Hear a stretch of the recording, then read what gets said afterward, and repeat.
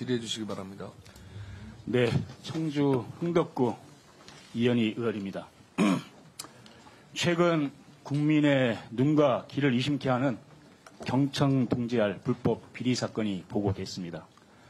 누구보다 법을 준수해야 할 대통령 비서실이 발주한 건설공사에서 차마 믿고 싶지 않은 충격적인 불법과 비리가 발생했습니다.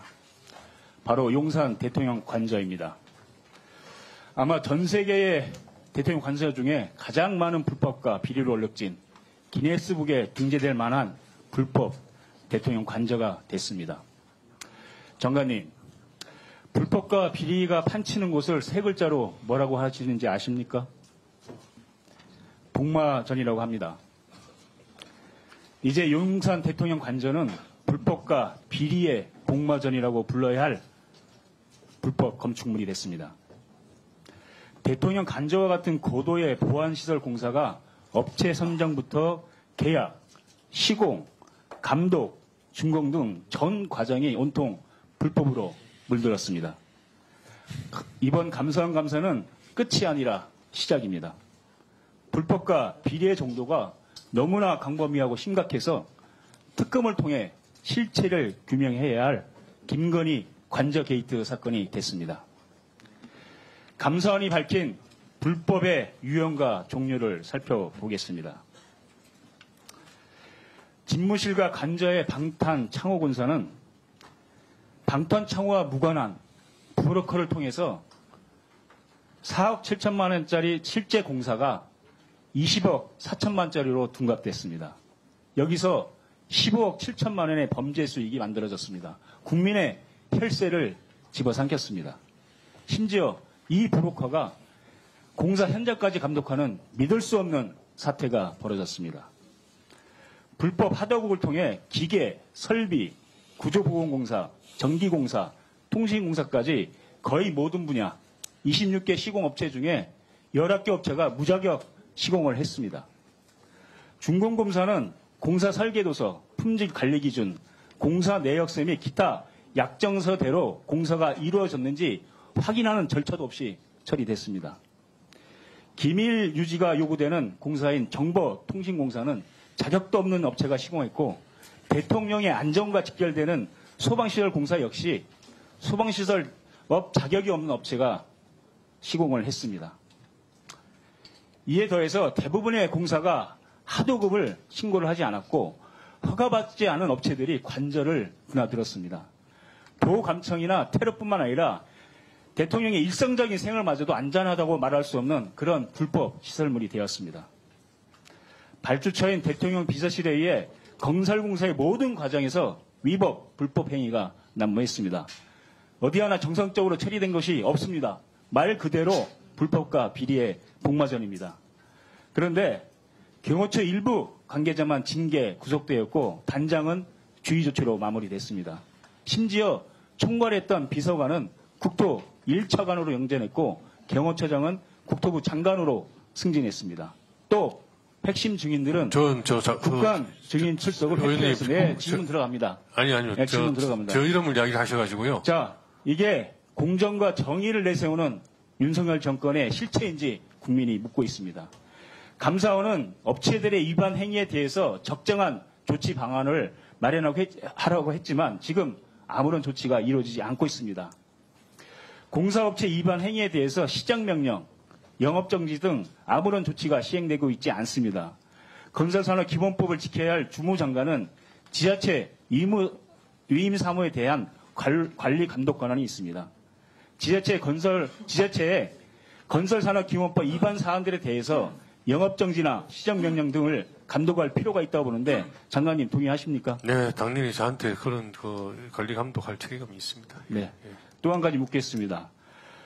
국토부 감사 규정에는 국가 위임 사무 중에 국토교통부에 속하는 사무에 대해서 감사를 실시할 수 있도록 되어 있습니다. 그리고 범죄 혐의가 있다면 수사기관에 고발하거나 수사를 요청할 수 있습니다.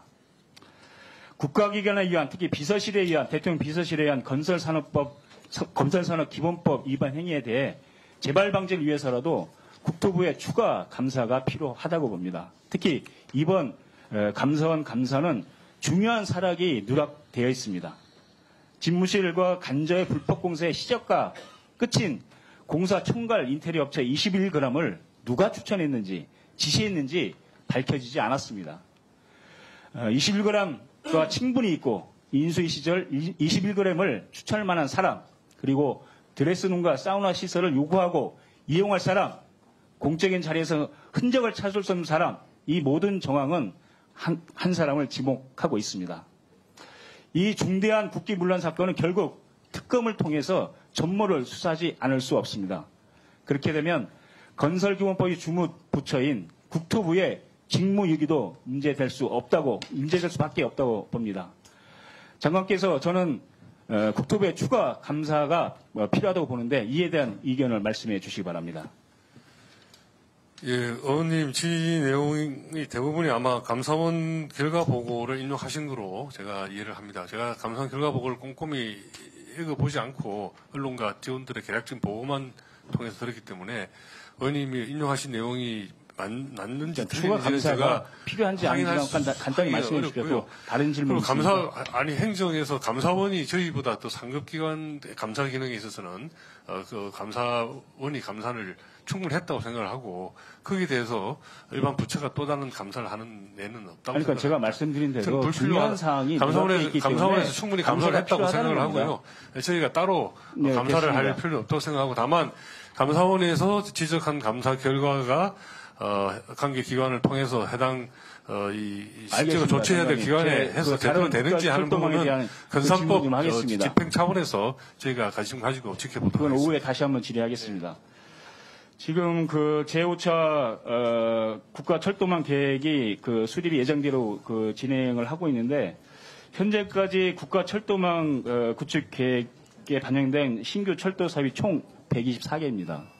근데 이 중에 개통이 완료된 사업은 8개 되지 않고 나머지 81개는 아직 준비 중에 있습니다. 그리고 아직 착수하지 못하는 사업도 8개입니다. 그리고 124개 국가철도망 구축 계획을 보면 이게 수도권 철도망 구축 계획이지 국가철도망 구축 계획이라고 볼 수가 없습니다. 이 수도권 중심으로 이렇게 일방적으로 모든 예산과 이런 부분이 수도권에 집중되어 있는데 원래 철도 인프라 구축은 인프라를 깔면 수요를 창출하는 방식으로 지금까지 국가철도망이 수립되어 왔는데 최근 계속 수도권 중심으로 국가철도망 계획들이 수립되고 예산들이 세워지고 있습니다.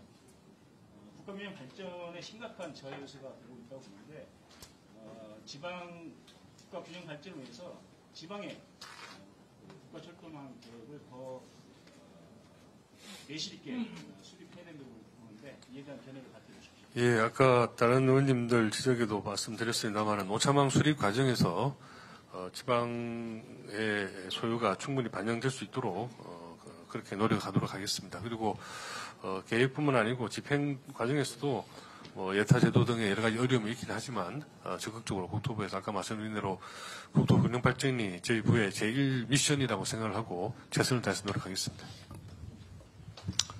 예, 수고하셨습니다.